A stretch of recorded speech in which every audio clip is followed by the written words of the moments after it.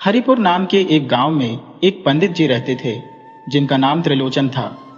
उनकी शादी को तो बहुत साल हो गए थे, लेकिन उनके घर में कोई बच्चा नहीं हुआ था। पर किस्मत को कुछ और ही मंजूर था। जब पंडित जी बूढ़े हो गए तो उनकी पत्नी ने एक बेटी को जन्म दिया, पर बेटी के जन्म के बाद ही उनकी पत्नी चल बसी। पंडित जी को बहुत दुख हुआ, पर उन्होंने हिम्मत नहीं हारी। उन्होंने अपनी बेटी को बड़े ही प्यार से पाला। जब बेटी थोड़ी बड़ी हुई तो पंडित जी को पता चला कि वह बोल नहीं सकती, यानी जन्म से ही गूंगी थी, पर हाँ, वह सुन सब सकती थी। पंडित जी ने अपनी बेटी का नाम प्रभा रखा। उनके पड़ोस में ही एक नौजवान रहता था जिसका नाम नंदू था। नंदू बचपन से ही प्रभा को बहुत चाहता था। वे दोनों साथ साथ खेलते हुए बड़े हुए थे। यह तो सच था कि प्रभा बोल नहीं सकती थी, पर वह हर बात इशारों में समझा देती थी और दूसरों की बात भी समझ लेती थी। और हाँ, वह दिखती भी बहुत ही सुंदर थी। नंदू मन ही मन प्रभा से बहुत प्यार करता था। एक दिन की बात है, नंदू ने प्रभा से कहा, प्रभा, बसंतपुर के राजा आनंदपाल अपने महल में एक मंदिर बनवा रहे हैं। उस मंदिर के दरवाजे के लिए उन्हें चंदन की लकड़ी चाहिए, जो बसंतपुर में नहीं मिलती। मैं जंगल से चंदन की लकड़ियां इकट्ठा कर रहा हूं। कुछ महीनों के बाद बसंतपुर जाकर वह लकड़ियां राजा को ऊंचे दाम पर बेचूंगा और बहुत सारा धन कमाऊंगा। तब तुम मुझसे शादी करोगी? नंदू की यह बात सुनकर प्रभा ने कुछ नहीं बोला। वह बस चुपचाप वहां से उठकर अपने घर चली गई। घर पहुंचकर वह सोचने लगी, नंदू तो बहुत ही गरीब है। वह जंगल से लकड़ियां काट कर लाता है और बेचकर अपना और अपनी मां का पेट पालता है। वह भला मुझे कैसे सुखी रख पाएगा? दूसरी तरफ नंदू बहुत उदास हो गया। वह सोच रहा था कि प्रभा ने मेरी बात का कोई जवाब क्यों नहीं दिया। मैं तो उसकी इशारों की भाषा भी अच्छे से समझ लेता हूं। वह नहीं जानती कि मैं उससे कितना प्यार करता हूं। काश मैं उसे समझा सकता कि मैं उसे कोई तकलीफ नहीं होने दूंगा। प्रभा के पिता त्रिलोचन को हमेशा अपनी गूंगी बेटी की चिंता लगी रहती थी कि मेरे बाद मेरी बेटी का क्या होगा, कौन इससे शादी करेगा। दिन ऐसे ही बीतते रहे। नंदू रोज जंगल से लकड़ियां काट कर लाता और उन्हें बाजार में बेचता। एक दिन जब नंदू बाजार से वापस आ रहा था तो उसे पता चला कि प्रभा के पिता की तबीयत बहुत ही ज्यादा खराब है। वह तुरंत गांव के वैद्य को बुलाकर लाया, लेकिन वैद्य की दवाई का उन पर कोई असर नहीं हुआ। आखिर एक दिन जब त्रिलोचन ने देखा कि उनकी मौत नजदीक आ गई है, तो उन्होंने अपनी बेटी को अपने पास बुलाया और कहा, बेटी, अब मैं नहीं बचूंगा। मैं तो यही चाहता था कि तेरी शादी करके चैन से मरूं, लेकिन मेरे दिल की बात दिल में ही रह जाएगी। पर मेरे जाने के बाद तू घबराना मत। राजापुर में मेरा एक तांत्रिक दोस्त है जिसका नाम शंखनाद है। तू राजापुर जाकर शंखनाद से मिलना और यह चिट्ठी उसे दे देना। वह तेरे लिए कोई बहुत अच्छा इंतजाम कर देगा, बल्कि कोई अच्छा सा लड़का देखकर तेरा विवाह भी करवा देगा। इसके बाद त्रिलोचन की मौत हो गई। सभी गांव वालों ने मिलकर त्रिलोचन का अंतिम संस्कार किया। तब नंदू की मां ने प्रभा को हिम्मत दी और कहा, बेटी, तू रो मत, हम तेरे साथ हैं ना। अगले दिन जब नंदू प्रभा के घर गया तो उसने देखा कि प्रभा अपना सामान एक पोटली में बांध रही थी। वह समझ गया कि प्रभा कहीं जाने की तैयारी कर रही है। वह बोला, अरे प्रभा, तुम कहां जाने की तैयारी कर रही हो? प्रभा ने इशारों में ही नंदू को बता दिया कि वह राजापुर जा रही है। यह सुनकर नंदू बहुत उदास हो गया। वह बोला, प्रभा, क्या तुम यहां नहीं रह सकती मेरे साथ मेरी बनकर? मैं तुम्हें किसी तरह की भी कोई तकलीफ नहीं होने दूंगा। प्रभा ने नंदू की इस बात का कोई जवाब नहीं दिया। तब वह बोला, ठीक है, अगर तुम जाना ही चाहती हो तो जाओ, मगर मुझे यकीन है कि मेरा प्यार तुम्हें एक दिन जरूर मेरे पास वापस खींच लाएगा। अगर तुम कहो तो मैं तुम्हारे साथ चलो, तुम्हें राजापुर छोड़कर वापस लौट आऊंगा। प्रभा ने मना में सिर हिला दिया और इशारों ही इशारों में नंदू को समझा दिया कि वह उसकी चिंता न करे, वह चली जाएगी। प्रभा जब राजापुर गांव में पहुंची तो वहां का नजारा देखकर बहुत डर गई। असल में राजापुर गांव में मौत का हाहाकार मचा हुआ था।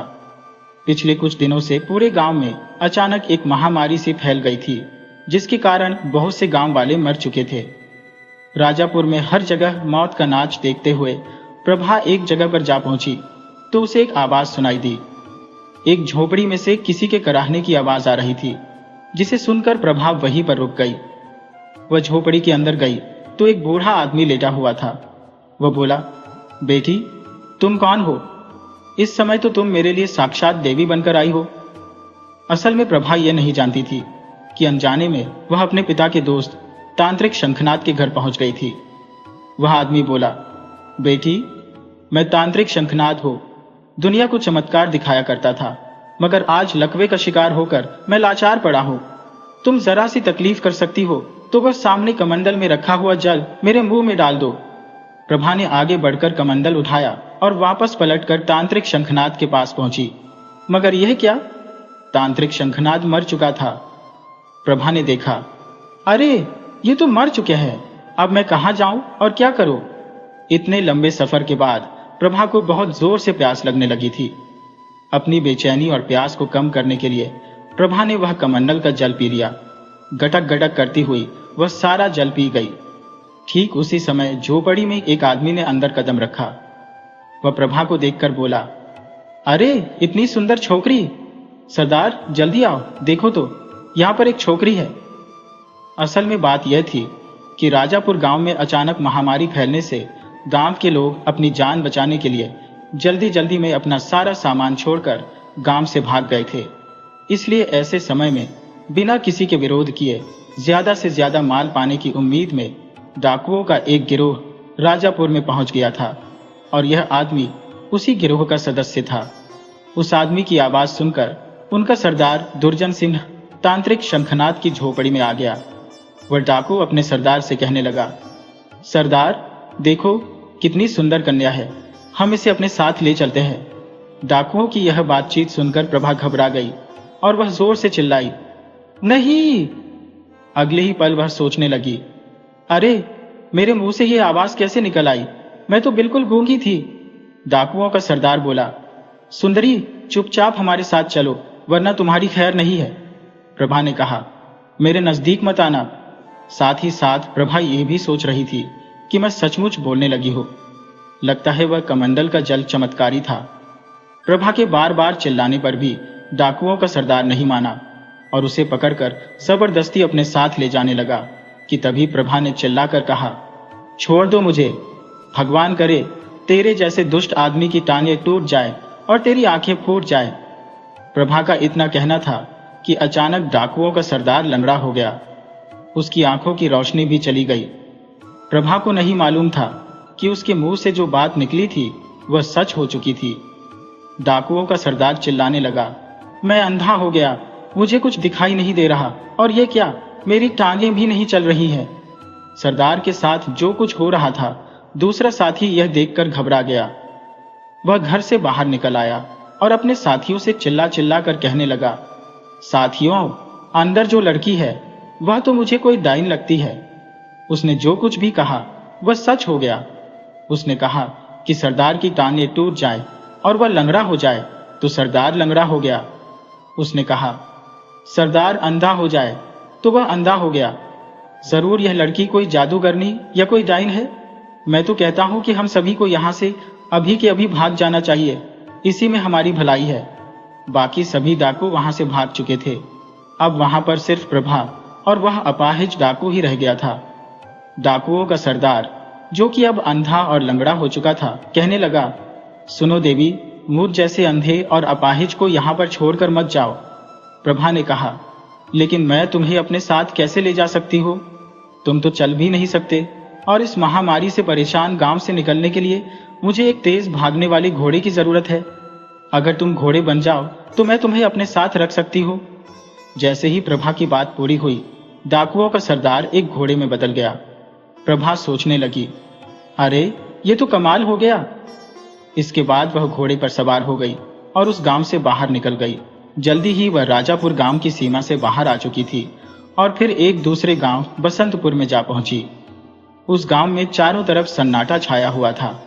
प्रभा सोचने लगी, ऐसा लगता है जैसे मैं मुर्दों की बस्ती में आ गई हूं। यहां पर इतने मकान हैं, लेकिन सबके दरवाजे बंद है। कहीं कोई आदमी दिखाई नहीं देता। पर रात हो चुकी है और रात को सफर करना ठीक नहीं है। उस बूढ़े आदमी के घर में वह और उसकी पत्नी रहते थे। प्रभा ने पूछा, बाबा, अभी तो ज्यादा रात नहीं हुई, फिर भी यहाँ पर हर तरफ इतना सन्नाटा क्यों छाया हुआ है? आखिर बात क्या है? बूढ़ा आदमी कहने लगा, कुछ मत पूछो बेटी, इस गांव में रोज रात को न जाने कहां से एक उड़ता हुआ राक्षस आ जाता है। उसकी नजर जिस भी स्त्री, पुरुष या जानवर पर पड़ती है वह उसे उठाकर ले जाता है। मेरे घर में ज्यादा जगह नहीं है, वरना मैं तुम्हारे घोड़े को भी अंदर ले आता। अगर वह राक्षस हमारे घर की तरफ आ गया तो वह जरूर तुम्हारे घोड़े को उठाकर ले जाएगा। प्रभा ने कहा, अगर मेरे घोड़े ने उस राक्षस को मार दिया तो? बिटिया, काश ऐसा हो पाता। अरे बाबा, आप देखना, आज ऐसा ही होगा। बूढ़े ने कहा, अरे क्या कहती हो बेटी? तुम्हें मालूम नहीं है कि यहाँ के राजा आनंदपाल ने यह ऐलान कर रखा है कि जो कोई भी उस राक्षस को मारेगा उसे 1 लाख सोने की अशर्फिया दी जाएगी। अच्छा बाबा, तब तो यह इनाम मुझे ही मिलेगा। बेटी, तुम्हारी बातें हौसला देने वाली है, मगर सुनकर हंसी भी आ रही है। भला जिस राक्षस को बड़े बड़े योद्धा न मार सके उसे तुम्हारा घोड़ा कैसे मार देगा? तुम खाना खाकर सो जाओ। बेटी, हम भगवान से प्रार्थना करेंगे कि वह तुम्हारे घोड़े की रक्षा करे। और फिर प्रभा निश्चिंत होकर रात को सो गई। सुबह के समय उसे कुछ आवाजें सुनाई दी, तब प्रभा की आंख खुली। घर के मालिक ने आकर कहा, बेटी, कमाल हो गया, तुम्हारे घोड़े ने सचमुच उस राक्षस को मार दिया। बाहर चलकर देखो, राक्षस मरा पड़ा है। प्रभा उसी समय बाहर आई तो देखा कि वहां पर बहुत ही भीड़ थी। वह विशालकाय राक्षस वहां पर पड़ा हुआ था और प्रभा का घोड़ा उसके सीने पर खड़ा था। राक्षस के मारे जाने की खबर जब राजा आनंदपाल को मिली तो वह कहने लगा, एक लड़की के घोड़े ने उस राक्षस को मार दिया, हमें तो यकीन नहीं होता। और फिर राजा ने तुरंत अपने सेनापति को बुलाया और कहा, सेनापति शत्रुजीत, हम चाहते हैं कि तुम उस लड़की को पूरे सम्मान के साथ हमारे सामने पेश करो।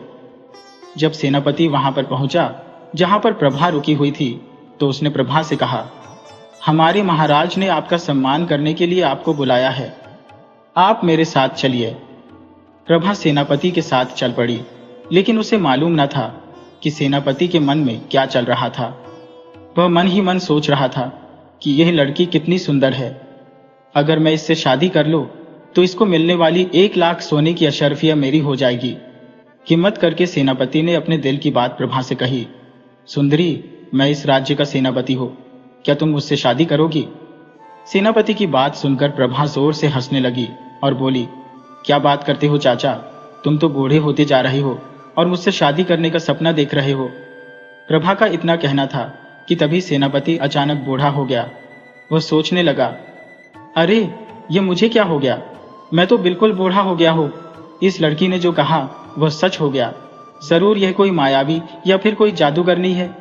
वह प्रभा को लेकर जब राज दरबार में पहुंचा, जब राजा ने अपने सेनापति को देखा तो कहा, तुम कौन हो?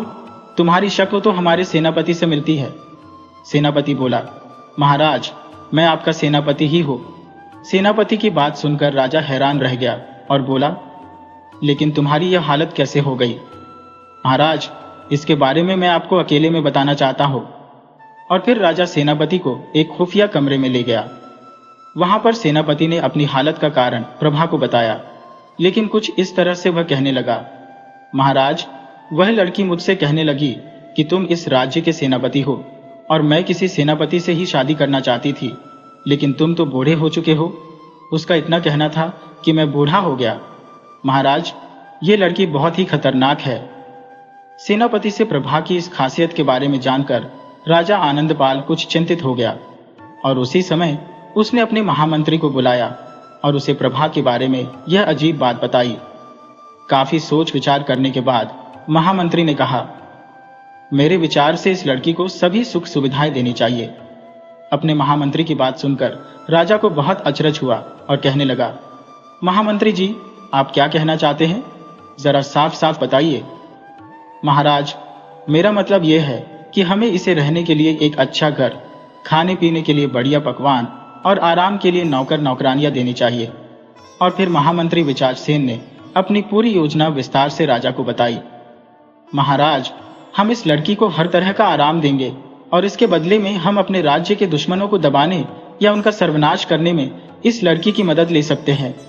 इसके बाद महामंत्री ने अपनी योजना के अनुसार प्रभा को रहने के लिए एक शानदार महल बनवा दिया। सेवा के लिए नौकर नौकरानियां रख दी गईं। अब प्रभा का जीवन बड़े ही आनंद से बीतने लगा था। कुछ दिनों के बाद राजा आनंदपाल ने अपने मंत्री के सुझाव पर अमल करते हुए प्रभा को अपने खुफिया कमरे में बुलवाया। प्रभा ने पूछा, महाराज, आपने मुझे क्यों बुलवाया है? राजा ने कहा, हाँ बिटिया, हम तुमसे एक बात पूछना चाहते हैं। बिटिया, हमारा पड़ोसी राज्य बहुत ही बड़ा और ताकतवर है। उसका राजा अर्जुन सिंह हमारे राज्य पर हमला करने वाला है। यदि वहां के राजा ने हमला कर दिया तो हम सब मारे जाएंगे और हमारा राज्य तबाह हो जाएगा। लेकिन हमारे ज्योतिषी ने कहा है कि अगर तुम जैसी कोई कुंवारी कन्या भगवान से यह प्रार्थना करे कि राजा अर्जुन सिंह मर जाए और उसके राज्य में महामारी फैल जाए तो हमारा राज्य बच सकता है। प्रभा कहने लगी, महाराज, किसी का बुरा चाहना कोई अच्छी बात तो नहीं है, लेकिन किसी बुरे आदमी का बुरा चाहना मेरे विचार से बुरी बात भी नहीं है। मैं आज ही भगवान से प्रार्थना करूंगी कि राजा अर्जुन सिंह मर जाए और उसके राज्य में महामारी फैल जाए। राजा आनंदपाल के इरादों से बेखबर प्रभा ने भगवान से प्रार्थना की और ऐसा करते ही राजा अर्जुन सिंह की मौत हो गई और उसके राज्य में महामारी फैल गई। इस घटना के कुछ दिनों बाद राजा आनंदपाल फिर से प्रभा को अपने खुफिया कमरे में बुलाते हैं और कहने लगे, बिटिया, हमारे पश्चिम दिशा के पड़ोसी राज्य ज्वालापुर की जनता पानी के बिना मर रही है। वहां की नदियों में जल सूख चुका है और हम चाहते हैं कि वहां पर बाढ़ आ जाए और सब जगह पानी पानी हो जाए। प्रभा ने कहा, महाराज, इसके लिए मैं क्या कर सकती हूँ? बेटी, तुम भगवान से प्रार्थना कर सकती हो कि ज्वालापुर में बाढ़ आ जाए। और फिर प्रभा ने जैसे ही ज्वालापुर में बाढ़ आने की बात जुबान से निकाली तो सारे ज्वालापुर में भयंकर बाढ़ आ गई और सब कुछ खत्म हो गया। आनंदपाल और उसके महामंत्री को जब इस बात का पता चला तो वे दोनों बड़े ही खुश थे। राजा अपने महामंत्री से कहने लगा, महामंत्री जी, यह तो कमाल ही हो गया। हमारे दोनों पड़ोसी दुश्मन राज्यों की हालत अब बहुत ही खराब हो चुकी है। अगर हम इस समय इन राज्यों पर हमला कर दें तो हमारी जीत पक्की है। दूसरी तरफ प्रभा यह नहीं जानती थी कि असल में राजा आनंदपाल उसे सिर्फ अपना मतलब पूरा करने के लिए इस्तेमाल कर रहा था। कुछ महीने और बीत गए। हर तरह की सुख सुविधा होने के बावजूद भी प्रभा पूरी तरह से संतुष्ट नहीं थी। वह एक दिन सोच रही थी कि इतने नौकर चाकर मेरी सेवा के लिए है, फिर भी मैं कितनी अकेली हूँ। अब मुझे शादी कर लेनी चाहिए। उस रात जब प्रभा गहरी नींद में सो रही थी तो उसके महल में अचानक बहुत सारे सैनिक आ धमके और सोई हुई प्रभा को पलंग समेत उठाकर ले गए। प्रभा के नौकर नौकरानियों को उन सैनिकों ने बेरहमी से मार डाला। जब प्रभा की आंख खुली तो सोचने लगी, अरे, मैं यह कहां पर हूं? उसके सामने एक सैनिक खड़ा था। उसे देखकर प्रभा कहने लगी, आप कौन हैं? वो सैनिक बोला, हम आपके शुभ चिंतक हैं। हमने महामंत्री विचारसेन के कहने पर आपकी जान बचाई है। यह सुनकर प्रभा हैरान रह गई और बोली, क्या मतलब है आपका? तभी महामंत्री विचारसेन ने वहां कदम रखा और बोला, मतलब मैं समझाता हूं कुमारी जी। हमारे राजा आनंदपाल ने आपकी वजह से अपने दो दुश्मन राजाओं पर जीत पाली, पर अब वह इस बात से डरकर आपकी हत्या करवाना चाहते हैं कि कहीं कल को आप उनके लिए खतरा न बन जाए। महामंत्री की बात सुनकर प्रभा को कुछ भी समझ में नहीं आ रहा था। वह कहने लगी, मैं आपकी बात नहीं समझी। मंत्री जी, मैं आपको समझाता हूं कुमारी जी। बात दरअसल ये है कि आपकी कही हुई हर बात सच हो जाती है। इसलिए महाराज आनंदपाल ने सोचा कि कल को तुम बसंतपुर की महारानी बनने का सपना न देखने लगो, इसलिए उन्होंने तुम्हारी हत्या का आदेश दिया। लेकिन हमने तुम्हें बचा लिया। प्रभा ने कहा, मुझे यकीन नहीं होता कि महाराज ऐसा आदेश दे सकते हैं, मगर सच्चाई तो यही है कुमारी जी। आप चाहें तो इन सैनिकों से पूछ लीजिए। मैंने अपनी जान पर खेलकर आपको बचाया है। और फिर महामंत्री विचारसेन ने अपने कुछ वफादार सैनिकों की मदद से प्रभा को यह यकीन दिला दिया कि राजा आनंदपाल सचमुच उसे मारना चाहता है। प्रभा कहने लगी, भगवान की कसम, मैंने तो कभी महारानी बनने के बारे में सोचा भी नहीं था, लेकिन अब मैं महारानी बनकर ही रहूंगी। मगर यह कैसे हो सकता है? तब महामंत्री कहने लगा, प्रभा जी, भगवान से प्रार्थना कीजिए कि महाराज आनंदपाल व उनके परिवार पर राजमहल की छत आ गिरे। इस तरह महाराज और उनके परिवार की मौत हो जाएगी और तब मैं अपने सैनिकों की मदद से राजगद्दी पर कब्जा कर लूंगा और मैं राजा बन जाऊंगा और फिर तुमसे विवाह करके तुम्हें बसंतपुर की महारानी बना दूंगा। उसकी बात सुनकर प्रभा कहने लगी, ठीक है, यदि आप सच बोल रहे हैं तो मैं भगवान से प्रार्थना करती हूँ कि राजमहल की छत गिर जाए और महाराज की मृत्यु हो जाए, परंतु यदि आपने झूठ बोला तो भगवान आपको मिट्टी का बना दे। प्रभा ने अपनी बात पूरी ही की थी कि तभी महामंत्री विचारसेन मिट्टी की मूरत में बदल गया। अगले ही पल विचारसेन के वफादार सैनिक प्रभा के कदमों में गिर पड़े और माफी मांगने लगे। प्रभा के पूछने पर सैनिकों ने बताया कि महामंत्री विचारसेन के दिमाग में राजा आनंदपाल को मरवाकर खुद राजा बनने का विचार आया था और अपने इस षड्यंत्र को पूरा करने के लिए उन्होंने प्रभा के सभी नौकर नौकरानियों की हत्या करवा दी और उसे महल से अगवा करवा लिया, जबकि असल में तो महाराज आनंदपाल ने कभी भी प्रभा के किसी भी बुरे की कल्पना तक नहीं की थी। इसके बाद प्रभा के कहने पर सभी सैनिक महाराज आनंदपाल के सामने आए और उन्होंने सारी सच्चाई बता दी। राजा ने कहा, प्रभा, मुझे यकीन नहीं होता कि महामंत्री ऐसा कर सकते हैं। राजा ने उन सभी सैनिकों को माफ कर दिया। इसके बाद राजा ने प्रभा से कहा, प्रभा, अब तुम क्या चाहती हो बिटिया? महामंत्री विचारसेन की बातों से प्रभा के दिल में अब एक इच्छा घर कर गई थी और वह थी महारानी बनने की। वह बिना संकोच के बोली, मैं बसंतपुर की महारानी बनना चाहती हूं। उसकी बात सुनकर राजा आनंदपाल हैरान रह गया। वह बोला, क्या बिटिया, ये तुम क्या कह रही हो? जी हाँ महाराज, मुझे यकीन है कि आप मेरी इस इच्छा को जरूर पूरा करेंगे। मगर बिटिया, हमारी और तुम्हारी उम्र में तो बहुत अंतर है। गुस्ताखी माफ हो महाराज, आप तो मेरे पिता के समान है। आपसे विवाह करने के बारे में तो मैं सोच भी नहीं सकती, लेकिन आप अपने बेटे के साथ तो मेरा विवाह करवा ही सकते हैं। प्रभा की बात सुनकर राजा आनंदपाल को हंसी आ गई, लेकिन फिर उसके चेहरे पर दुख की लकीरें उभर आईं और वह बोला, बिटिया, भगवान ने मुझे एक के बाद एक 3 बेटे दिए थे, लेकिन मेरा सबसे बड़ा बेटा आज से 15 साल पहले, जब वह 10 साल का था, एक तालाब में डूबकर मर गया था। उसके बाद मेरे 2 छोटे बेटे 10 साल पहले ही मेरे साथ जंगल में शिकार खेलने के लिए गए थे और वहां पर शेर के हमले के कारण दुर्भाग्य से वे दोनों मारे गए। उस दिन के बाद से मैंने शिकार करना छोड़ दिया। अब मेरा सिर्फ एक ही बेटा है और उसकी उम्र सिर्फ 8 साल है और वह तुमसे काफी छोटा है। क्या अब भी तुम मेरे बेटे से विवाह करना चाहोगी? नहीं महाराज, लेकिन मैं बसंतपुर की रानी बनना चाहती हूँ। अब आप ही मेरी इस इच्छा को पूरी करने का कोई उपाय कीजिए।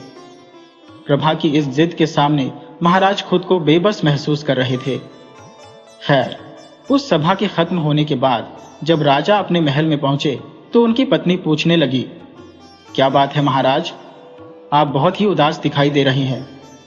तब राजा आनंदपाल ने अपनी पत्नी को अपनी उदासी का कारण बताया और कहा, महारानी, उस लड़की की वाणी में बहुत ही ताकत है।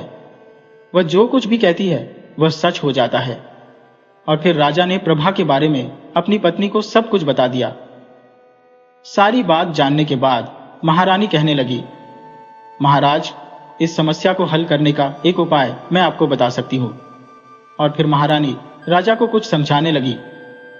अगले दिन महाराज ने प्रभा से कहा, बिटिया, हमने फैसला किया है कि कल सुबह ही तुम्हारे राजमहल के बाहर जो भी आदमी सबसे पहले हमें दिखाई देगा, उससे तुम्हारा विवाह करके हम उसे अपना राजपाट सौंप देंगे। इस तरह उसे बसंतपुर का राजा बना दिया जाएगा और तुम बसंतपुर की महारानी बन जाओगी। राजा आनंदपाल की बात सुनकर प्रभा बहुत ही खुश थी। किस्मत की बात है, उसी रात को प्रभा का बचपन का दोस्त नंदू चंदन की लकड़ियों का गट्ठा लेकर बसंतपुर आया हुआ था, क्योंकि उसे पता चला था कि महाराज आनंदपाल अपने राजमहल में एक मंदिर बनवा रहे हैं और मंदिर के दरवाजे के लिए चंदन की लकड़ियों की जरूरत है। सुबह सुबह ही नंदू लकड़ियों का गट्ठा लिए हुए राजमहल में पहुंच गया। तभी प्रभा अपने महल के बाहर निकलकर आई तो उसकी नजर नंदू पर पड़ गई। वह बोली, नंदू, तुम यहां पर? नंदू भी प्रभा को देखकर हैरान रह गया और बोला, तुम राजमहल में? और तुम बोलने कैसे लगी? ठीक उसी वक्त राजा आनंदपाल भी वहां पर आ गए और कहने लगे, बिटिया, तुमने राजमहल से बाहर निकलकर सबसे पहले इसी आदमी को देखा है। हम तुम्हारा विवाह इसके साथ करवा देंगे। और फिर बड़ी ही धूमधाम से नंदू और प्रभा का विवाह हो गया। प्रभा का कन्यादान खुद राजा आनंदपाल ने किया। विवाह की सारी रस्में पूरी हो जाने के बाद महाराज ने कहा, बिटिया, कल हम तुम्हारे पति को अपना राजपाट सौंपकर इस राज्य को छोड़ देंगे और जंगल में जाकर कुटिया बनाकर रहेंगे और भगवान का भजन करेंगे। लेकिन जाने से पहले हम चाहते हैं कि एक आखिरी बार तुम दोनों के साथ खाना खा लें। और फिर प्रभा और नंदू ने राजा आनंदपाल और उनकी पत्नी के साथ बहुत स्वादिष्ट खाना खाया। खाना सचमुच बहुत ही स्वादिष्ट था। खाना खाने के बाद प्रभा और नंदू अपने कमरे में आ गए। अचानक प्रभा को चक्कर आने लगे और वह बोली, ये मुझे क्या हो रहा है नंदू? जबकि यही हाल नंदू का भी था। उसने कहा, प्रभा, हमें जरूर जहर दे दिया गया है। हमारे खाने में जहर मिलाया गया था और यह जहर का ही असर है। लगता है कि हम अब मरने वाले हैं। इससे अच्छा तो यही होता कि तुम हरिपुर गांव में ही गूंगी प्रभा के रूप में मुझे अपना पति मान लेती, तो कम से कम हम जिंदा तो रहते। असल बात यही थी कि राजा आनंदपाल ने उन दोनों के खाने में जहर मिला दिया था ताकि वह प्रभा से छुटकारा पा सके। तब प्रभा बोली, नंदू, मैं मरना नहीं चाहती। अब जब तुम मुझे पति के रूप में मिल ही गए हो तो मैं तुम्हारे साथ अपना जीवन बिताना चाहती हूँ। मैं मरना नहीं चाहती। इससे अच्छा तो मैं तुम्हारे साथ हरिपुर गांव में गूंगी ही अच्छी थी। जहर के असर से नंदू और प्रभा तुरंत बेहोश हो गए, लेकिन वे मरे नहीं थे। जब उन दोनों को होश आया तो वे हरिपुर गांव में थे। होश में आने पर नंदू ने कहा, अरे, ये तो हमारा अपना घर लगता है। नंदू के चेहरे पर खुशी झलकने लगी। उसने प्रभा की तरफ देखा और बोला, अरे प्रभा, प्रभा, ये तुम हो? प्रभा ने हाँ में सिर हिलाया और बहुत चाहने पर भी वह अपनी जुबान से कुछ बोल न सकी, क्योंकि वह फिर से गूंगी हो चुकी थी। तांत्रिक शंखनाद के यहाँ से उसने चमत्कारी जल पीकर जो चमत्कारी वाणी पाई थी, वह उसकी ही अपनी बात के कारण खत्म हो चुकी थी। जहर के असर से बेहोश होने से पहले उसने यही इच्छा तो जताई थी। तब नंदू ने कहा, मुझे लगता है कि जरूर मैंने कोई सपना देखा था और सपने में मैंने देखा कि तुम बोलने भी लगी हो। मगर खैर, कोई बात नहीं। मुझे तो तुमसे प्यार है प्रभा।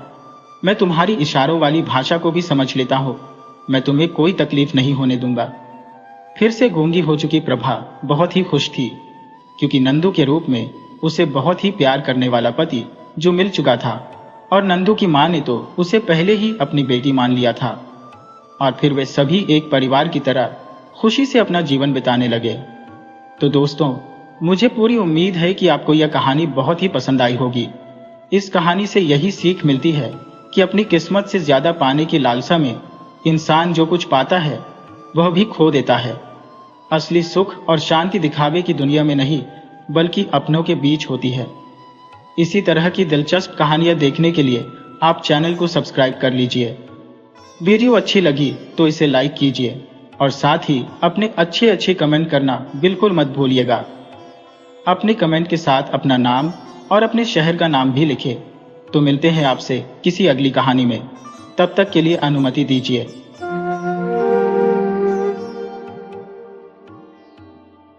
एक समय की बात है। एक राजा एक जंगली जानवर का पीछा करते करते घने जंगल में पहुंच गया। उसके सिपाही भी उन्हें नहीं ढूंढ पाए। उस घने जंगल से बाहर निकलने का रास्ता भी राजा खुद नहीं ढूंढ पाया। धीरे धीरे दिन ढलने लगा और शाम होने लगी, पर राजा उस घने जंगल से बाहर नहीं निकल पाया। राजा जब बाहर जाने का रास्ता खोज रहा था तो उसे एक बूढ़ी औरत दिखाई दी। बूढ़ी औरत एक जादूगरनी थी। उसके पास जाकर राजा ने पूछा, बूढ़ी माँ, क्या तुम मुझे इस जंगल से बाहर निकलने का रास्ता बता सकती हो? बूढ़ी औरत बोली, क्यों नहीं राजा साहब, मैं आपको इस जंगल से बाहर निकलने का रास्ता जरूर बता सकती है, पर मेरी एक शर्त है। अगर आपने मेरी शर्त नहीं मानी तो आप कभी भी इस जंगल से बाहर नहीं निकल पाएंगे और यही भूख से तड़प तड़प कर मर जाएंगे। राजा ने सोचा, क्यों न मैं इस बूढ़ी औरत की शर्त मानकर अपनी जान बचा लूं। उसने कहा, कहो बड़ी माँ, तुम्हारी क्या शर्त है? मैं तुम्हारी शर्त मानने के लिए तैयार हूँ। बूढ़ी औरत बोली, हे राजन, मेरी एक बेटी है, वह बहुत सुंदर है। मैं चाहती हूँ कि आप उससे शादी कर लीजिए। अगर आप मेरी यह शर्त मानने के लिए तैयार हो तो मैं आपको जंगल से बाहर निकाल दूंगी। राजा उस बूढ़ी औरत से डर गया और इसी डर के मारे वह उसकी बेटी से शादी करने के लिए भी राजी हो गया। वह बूढ़ी औरत उस राजा को अपने छोटे से घर में ले गई जो जंगल के अंदर ही था। घर के अंदर उसकी बेटी आग सेक रही थी। राजा को देखकर वह लड़की इस प्रकार उठकर खड़ी हुई जैसे वह उसी की प्रतीक्षा कर रही थी। वह लड़की सचमुच ही सुंदर थी, पर राजा को पसंद नहीं आई।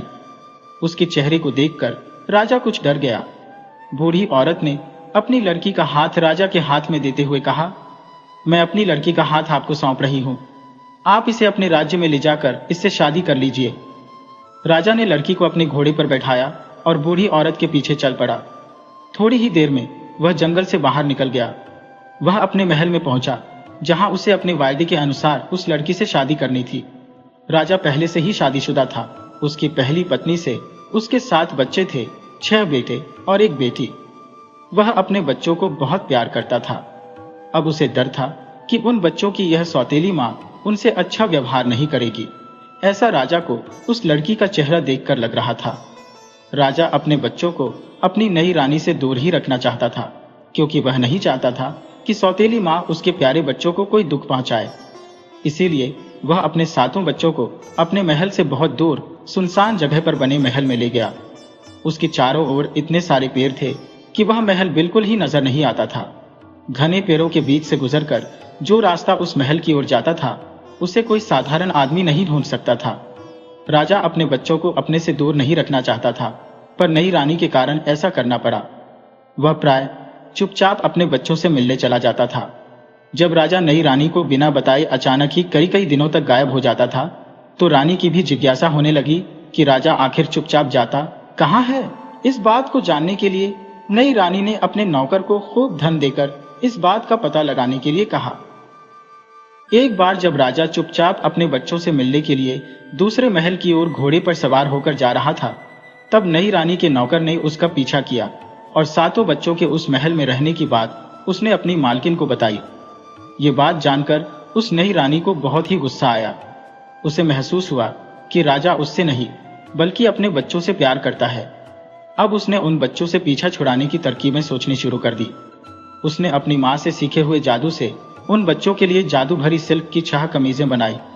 जब राजा किसी काम से अपने राज्य से बाहर गया तो वहां उन 6 कमीजों को लेकर अपने नौकर के साथ उस सुनसान महल में पहुंची।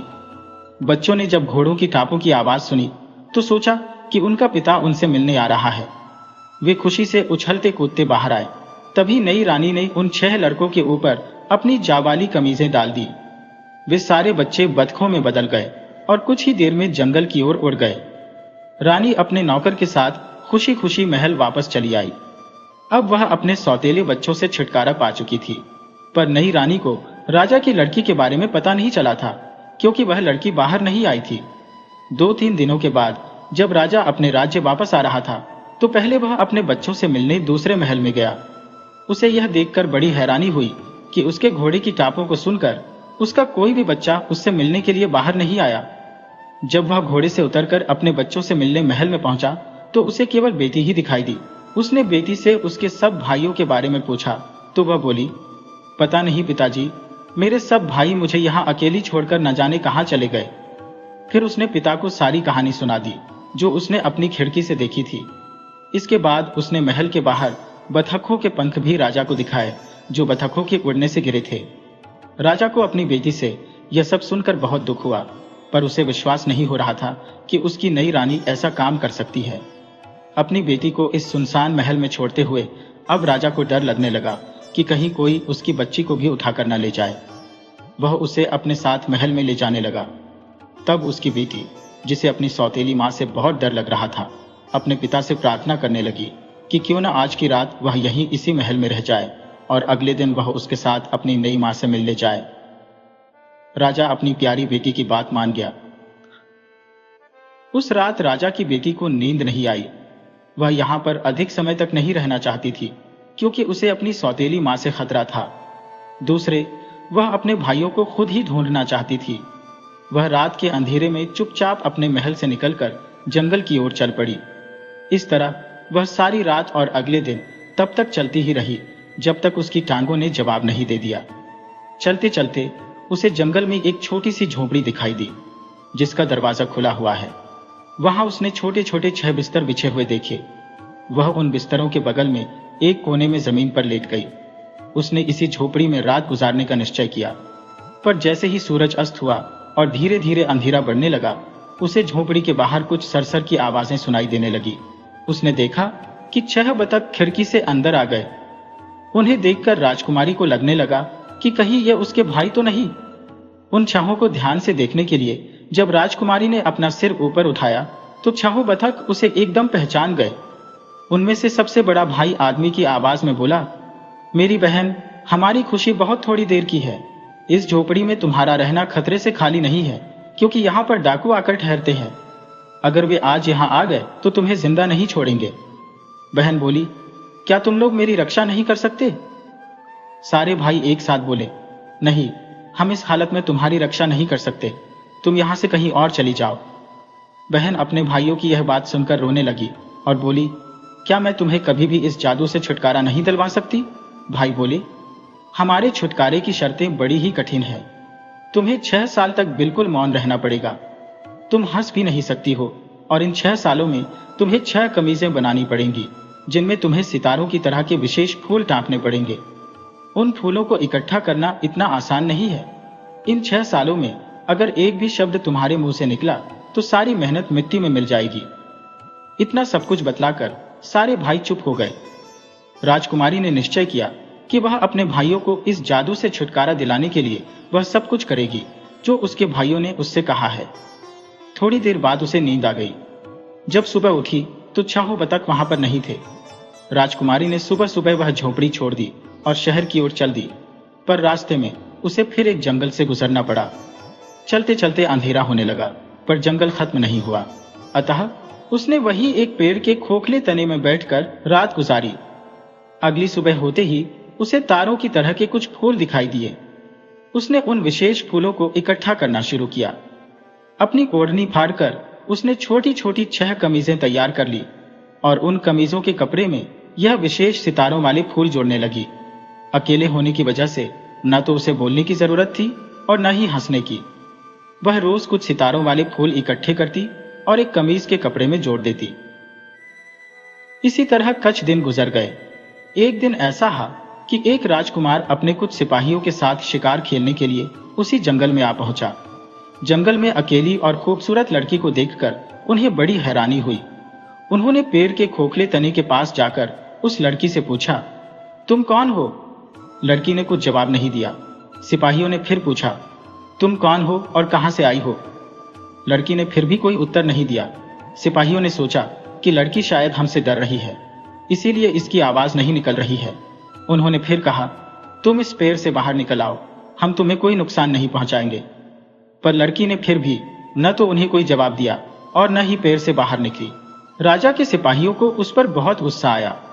उनमें से एक ने खोखले पेड़ के तने से उस लड़की को बाहर निकाला और पकड़कर अपने राजकुमार के पास ले गए।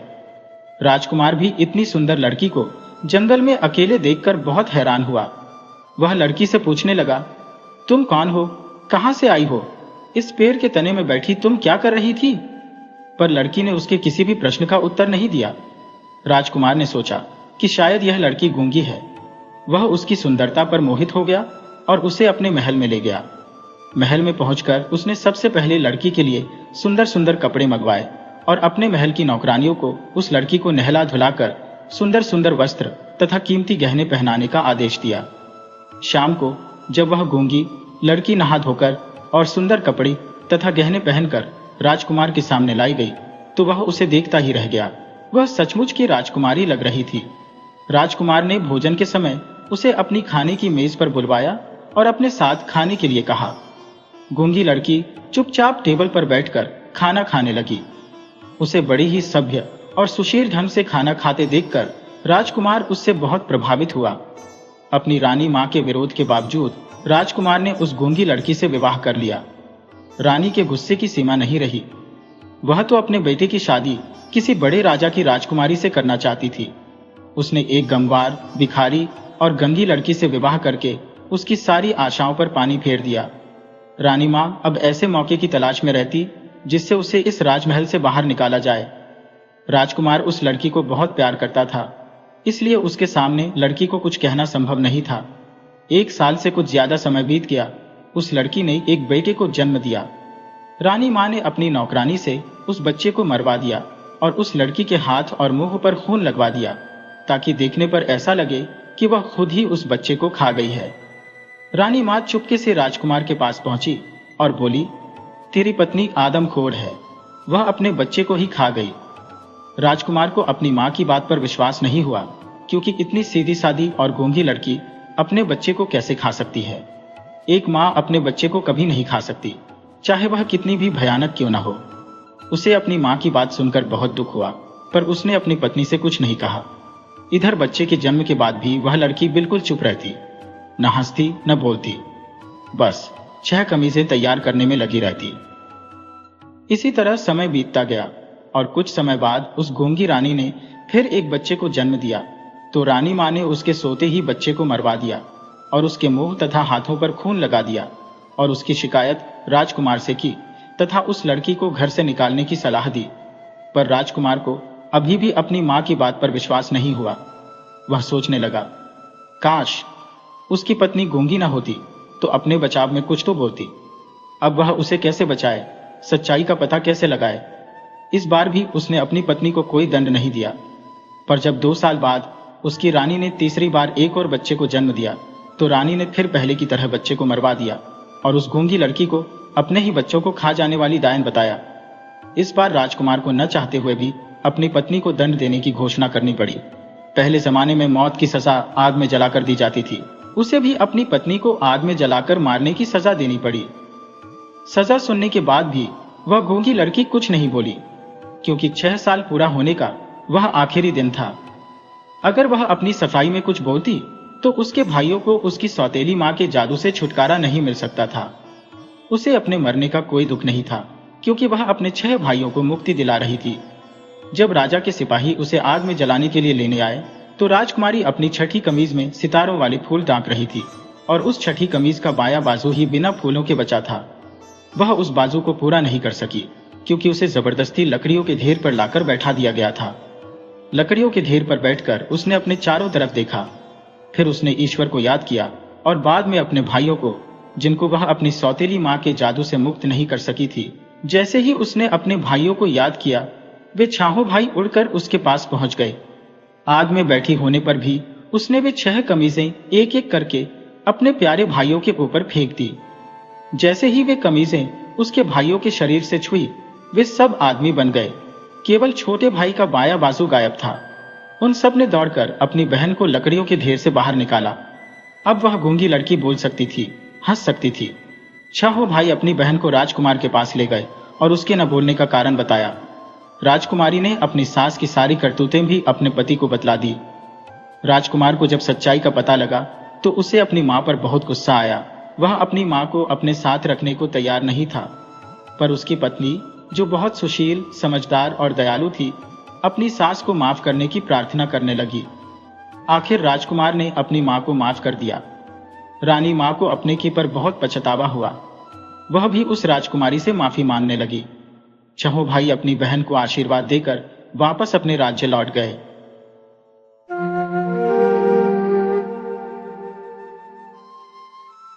अब न वह यौवन है, न वह नशा, न वह उन्माद। वह महफिल उठ गई, वह दीपक बुझ गया जिससे महफिल की रौनक थी। वह प्रेम मूर्ति कब्र की गोद में सो रही है। हाँ, उसके प्रेम की छाप अब भी हृदय पर है और उसकी अमर स्मृति आंखों के सामने।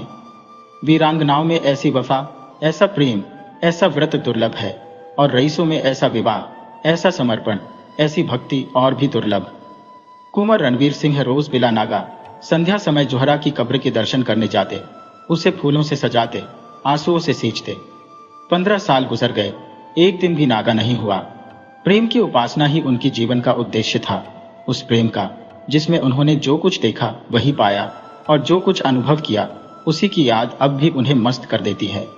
इस उपासना में सुलोचना भी उनके साथ होती, जो जोहरा का प्रसाद और कुंवर साहब की सारी अभिलाषाओं का केंद्र थी। कुंवर साहब ने 2 शादियां की थी। पर दोनों स्त्रियों में से एक भी संतान का मुंह न देख सकी। कुंवर साहब ने फिर विवाह न किया। एक दिन एक महफिल में उन्हें जोहरा के दर्शन हुए। उस निराश पति और अतृप्त युवती में ऐसा मेल मानो चिरकाल से बिछुड़े हुए दो साथी फिर मिल गए हों। जीवन का बसंत विकास, संगीत और सौरभ से भरा हुआ आया, मगर अफसोस 5 वर्षों के अल्पकाल में उसका भी अंत हो गया। वह मधुर स्वप्न निराशा से भरी हुई जागृति में लीन हो गया। वह सेवा और व्रत की देवी 3 साल की सुलोचना को उनकी गोद में सौंप कर सदा के लिए सिधार गई। कुंवर साहब ने इस प्रेमादेश का इतने अनुराग से पालन किया कि देखने वालों को आश्चर्य होता था।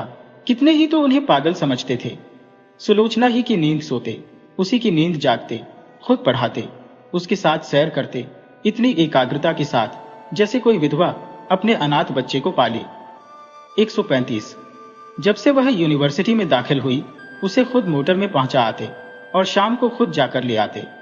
वह उसके माथे पर से वह कलंक धो डालना चाहते थे जो मानव विधिता ने क्रूर हाथों से लगा दिया था। धन तो उसे न धो सका, शायद विद्या धो डाले। एक दिन शाम को कुंवर साहब जोहरा के मजार को फूलों से सजा रहे थे और सुलोचना कुछ दूर पर खड़ी अपने कुत्ते को गेंद खिला रही थी कि सहसा उसने अपने कॉलेज के प्रोफेसर डॉक्टर रामेंद्र को आते देखा। सकुचाकर मुंह फेर लिया, मानो उन्हें देखा नहीं।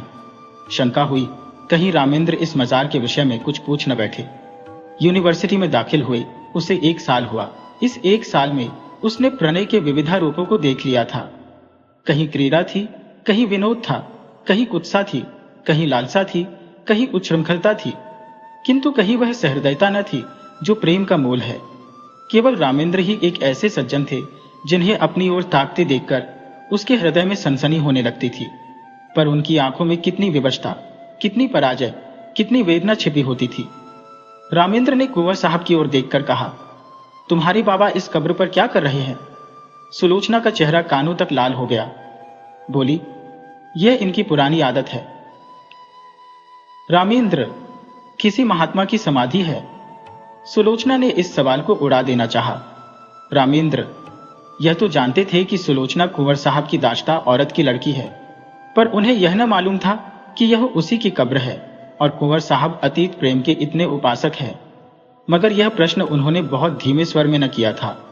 कुंवर साहब जूते पहन रहे थे। यह प्रश्न उनके कान में पड़ गया। जल्दी से जूता पहन लिया और समीप जाकर बोले, संसार की आंखों में तो वह महात्मा न थी, पर मेरी आंखों में थी और है। यह मेरे प्रेम की समाधि है। सुलोचना की इच्छा होती थी यहां से भाग जाऊं, लेकिन कुंवर साहब को जोहरा के यशोगान में आत्मिक आनंद मिलता था। रामेंद्र का विस्मय देखकर बोले, इसमें वह देवी सो रही है जिसने मेरे जीवन को स्वर्ग बना दिया था। यह सुलोचना उसी का प्रसाद है। रामेंद्र ने कब्र की तरफ देखकर आश्चर्य से कहा, अच्छा? कुंवर साहब ने मन में उस प्रेम का आनंद उठाते हुए कहा, वह जीवन ही और था प्रोफेसर साहब। ऐसी तपस्या मैंने और कहीं नहीं देखी। आपको फुर्सत हो तो मेरे साथ चलिए। आपको उन यौवन स्मृतियों, सुलोचना बोल उठी, वे सुनाने की चीज नहीं है दादा। कुंवर, मैं रामेंद्र बाबू को गैर नहीं समझता। रामेंद्र को प्रेम का यह अलौकिक रूप मनोविज्ञान का एक रत्न सा मालूम हुआ। वह कुंवर साहब के साथ ही उनके घर आए और कई घंटे तक उन हसरत में डूबी हुई प्रेम स्मृतियों को सुनते रहे जो वरदान मांगने के लिए उन्हें साल भर से साहस न होता था, दुविधा में पड़कर रह जाते थे। वह आज उन्होंने मांग लिया। लेकिन विवाह के बाद रामेंद्र को नया अनुभव हुआ। महिलाओं का आना जाना प्राय बंद हो गया। इसके साथ ही मर्द दोस्तों की आमद्रफ्त बढ़ गई। दिन भर उनका तांता लगा रहता था। सुलोचना उनके आदर सत्कार में लगी रहती। पहले 1-2 महीने तक तो रामेंद्र ने इधर ध्यान नहीं दिया, लेकिन जब कई महीने गुजर गए और स्त्रियों ने बहिष्कार का त्याग न किया, तो उन्होंने एक दिन सुलोचना से कहा, यह लोग आजकल अकेले ही आते हैं। सुलोचना ने धीरे से कहा, हाँ, देखती तो हो। रामेंद्र, इनकी औरतें तो तुमसे परहेज नहीं करती। सुलोचना, शायद करती हो। रामेंद्र, मगर वे लोग तो विचारों के बड़े स्वाधीन हैं। इनकी औरतें भी शिक्षित हैं। फिर यह क्या बात है? सुलोचना ने दबी जबान से कहा, मेरी समझ में कुछ नहीं आता। रामेंद्र ने कुछ देर असमंजस में पड़कर कहा, हम लोग किसी दूसरी जगह चले जाए तो क्या हर्ज? वहां तो कोई हमें न जानता होगा। सुलोचना ने अब की तीव्र स्वर में कहा, दूसरी जगह क्यों जाए? हमने किसी का कुछ बिगाड़ा नहीं है, किसी से कुछ मांगते नहीं। जिसे आना हो आए, न आना हो न आए, मुंह क्यों छिपाए। कभी कभी जब रामेंद्र की अनुपस्थिति में कोई महाशय आ जाते तो सुलोचना को बड़ी कठिन परीक्षा का सामना करना पड़ता। अपनी चितवनों से, अपने कुत्सित संकेतों से, अपनी रहस्यपूर्ण बातों से, अपनी लंबी सांसों से उसे दिखाना चाहते थे कि हम भी तुम्हारी कृपा के भिखारी हैं। अगर रामेंद्र का तुम पर 16वां आना अधिकार है तो थोड़ी सी दक्षिणा के अधिकारी हम भी हैं। सुलोचना उस वक्त जहर का घूंट पीकर रह जाती। अब तक रामेंद्र और सुलोचना दोनों क्लब जाया करते थे। वहां उदार सज्जनों का अच्छा जमघट रहता था। जब तक रामेंद्र को किसी की ओर संदेह न था, वह उसे आग्रह करके अपने साथ ले जाते थे। सुलोचना के पहुंचते ही यहाँ एक स्फूर्ति सी उत्पन्न हो जाती थी। जिस मेज पर सुलोचना बैठती उसे लोग घेर लेते थे। कभी कभी सुलोचना गाती थी। उस वक्त सबके सब उन्मत्त हो जाते। क्लब में महिलाओं की संख्या अधिक न थी। मुश्किल से 5-6 लेडियां आती थी, मगर वे भी सुलोचना से दूर दूर रहती थी। बल्कि अपनी भाव भंगिमाओं और कटाक्षों से वे उसे जता देना चाहती थी कि तुम पुरुषों का दिल खुश करो, हम कुलवधुओं के पास तुम नहीं आ सकती। लेकिन जब रामेंद्र पर इस कटु सत्य का प्रकाश हुआ तो उन्होंने क्लब जाना छोड़ दिया, मित्रों के यहाँ आना जाना भी कम कर दिया और अपने यहाँ आने वालों की भी उपेक्षा करने लगे। वह चाहते थे कि मेरे एकांतवास में कोई विघ्न न डाले। आखिर उन्होंने बाहर आना जाना छोड़ दिया। अपने चारों ओर छल कपट का जाल सा बिछा हुआ मालूम होता था। किसी पर विश्वास न कर सकते थे, किसी से सद्व्यवहार की आशा नहीं। सोचते, ऐसे धूर्त कपटी दोस्ती की आड़ में गला काटने वाले आदमियों से मिले ही क्यों। वे स्वभाव से मिलनसार आदमी थे, पक्के यारबाश। यह एकांतवास, जहां न कोई सैर थी, न विनोद, न कोई चहल पहल, उनके लिए कठिन कारावास से कम न था। यद्यपि कर्म और वचन से सुलोचना की दिलजोई करते रहते थे, लेकिन सुलोचना की सूक्ष्म और सशंक आंखों से अब यह बात छिपी न थी कि यह अवस्था इनके लिए दिन दिन असह्य होती जाती थी। वह दिल में सोचती, इनकी यह दशा मेरे ही कारण तो है, मैं ही तो इनके जीवन का कांटा हो गई। एक दिन उसने रामेंद्र से कहा, आजकल क्लब क्यों नहीं चलते? कई सप्ताह हुए घर से निकलते तक नहीं। धीरे धीरे रामेंद्र पर एक और रहस्य खुलने लगा, जो महिलाओं के व्यवहार से कहीं अधिक घृणास्पद और अपमानजनक था। रामेंद्र को अब मालूम होने लगा कि ये महाशय जो आते हैं और घंटों बैठे सामाजिक और राजनीतिक प्रश्नों पर बहसें किया करते हैं, वास्तव में विचार विनिमय के लिए नहीं बल्कि रूप की उपासना के लिए आते हैं। उनकी आंखें सुलोचना को खोजती रहती है, उनके कान उसी की बातों की ओर लगे रहते हैं। उसकी रूप माधुरी का आनंद उठाना ही उनका अभीष्ट है। यहाँ उन्हें वह संकोच नहीं होता जो किसी भले आदमी की बहू बेटी की ओर आंखें नहीं उठने देता। शायद वे सोचते हैं यहाँ उन्हें कोई रोक टोक नहीं है। रामेंद्र ने बेदिली से कहा, मेरा जी कहीं जाने को नहीं चाहता, अपना घर सबसे अच्छा है। सुलोचना, जी तो उबता ही होगा, मेरे कारण यह तपस्या क्यों करते हो? मैं तो न जाऊंगी। उन स्त्रियों से मुझे घृणा होती है। उनमें एक भी ऐसी नहीं जिसके दामन पर काले दाग ना हो, लेकिन सब सीता बनी फिरती है। मुझे तो उनकी सूरत से चिढ़ हो गई है। मगर तुम क्यों नहीं जाते? कुछ दिल ही बहल जाएगा। रामेंद्र, दिल नहीं पत्थर बहलेगा। जब अंदर आग लगी हुई हो तो बाहर शांति कहाँ? सुलोचना चौंक पड़ी। आज पहली बार उसने रामेंद्र के मुंह से ऐसी बात सुनी। वह अपने ही को बहिष्कृत समझती थी। अपना अनादर जो कुछ था उसका था। रामेंद्र के लिए तो अब भी सब दरवाजे खुले हुए थे। वह जहां चाहे जा सकते हैं, जिनसे चाहे मिल सकते हैं। उनके लिए कौन सी रुकावट है? लेकिन नहीं, अगर उन्होंने किसी कुलीन स्त्री से विवाह किया होता तो उनकी यह दशा क्यों होती? प्रतिष्ठित घरानों की औरतें आती, आपस में मैत्री बढ़ती, जीवन सुख से कटता, रेशम का पैबंद लग जाता। अब तो उसमें टाट का पैबंद लग गया। मैंने आकर सारे तालाब को गंदा कर दिया। उसके मुख पर उदासी छा गई। रामेंद्र को भी तुरंत मालूम हो गया कि उनकी जबान से एक ऐसी बात निकल गई जिसके दो अर्थ हो सकते हैं। उन्होंने फौरन बात बनाई, क्या तुम समझती हो कि हम और तुम अलग अलग हैं? हमारा और तुम्हारा जीवन एक है। जहां तुम्हारा आदर नहीं, वहां मैं कैसे जा सकता हूं? फिर मुझे भी समाज के इन रंगे सियारों से घृणा हो रही है। मैं इन सबों के कच्चे चिट्ठे जानता हूं। पद या उपाधि या धन से किसी की आत्मा शुद्ध नहीं हो जाती। जो ये लोग करते हैं, वह अगर कोई नीचे दर्जे का आदमी करता, उसे कहीं मुंह दिखाने की हिम्मत ना होती। मगर यह लोग अपनी सारी बुराइयां उदारतावाद के पर्दे में छिपाते हैं। इन लोगों से दूर रहना ही अच्छा। सुलोचना का चित्त शांत हो गया। दूसरे साल सुलोचना की गोद में एक चाँद सी बालिका का उदय हुआ। उसका नाम रखा गया शोभा। कुंवर साहब का स्वास्थ्य इन दिनों कुछ अच्छा न था। मंसूरी गए थे। यह खबर पाते ही रामेंद्र को तार दिया कि जच्चा और बच्चा को लेकर यहाँ आ जाओ। लेकिन रामेंद्र इस अवसर पर न जाना चाहते थे। अपने मित्रों की सज्जनता और उदारता की अंतिम परीक्षा लेने का इससे अच्छा और कौन सा अवसर हो सकता था। सलाह हुई एक शानदार दावत दी जाए। प्रोग्राम में संगीत भी शामिल था। कई अच्छे अच्छे गवैये बुलाए गए। अंग्रेजी, हिंदुस्तानी, मुसलमानी सभी प्रकार के भोजनों का प्रबंध किया गया। कुंवर साहब गिरते पड़ते मंसूरी से आए। उसी दिन दावत थी। नियत समय पर निमंत्रित लोग एक एक करके आने लगे। कुंवर साहब स्वयं उनका स्वागत कर रहे थे। खां साहब आए, मिर्जा साहब आए, मीर साहब आए, मगर पंडित जी और बाबूजी और लाला साहब और चौधरी साहब और कक्कड़, मेहरा और चोपड़ा, कौल और हुक्कू, श्रीवास्तव और खरे किसी का पता न था। यह सभी लोग होटलों में सब कुछ खाते थे, अंडे और शराब उड़ाते थे। इस विषय में किसी तरह का विवेक या विचार न करते थे। फिर आज क्यों तशरीफ नहीं लाए? इसलिए नहीं कि छूत छात का विचार था, बल्कि इसलिए कि वह अपनी उपस्थिति को इस विवाह के समर्थन की सनद समझते थे और वह सनद देने की उनकी इच्छा न थी।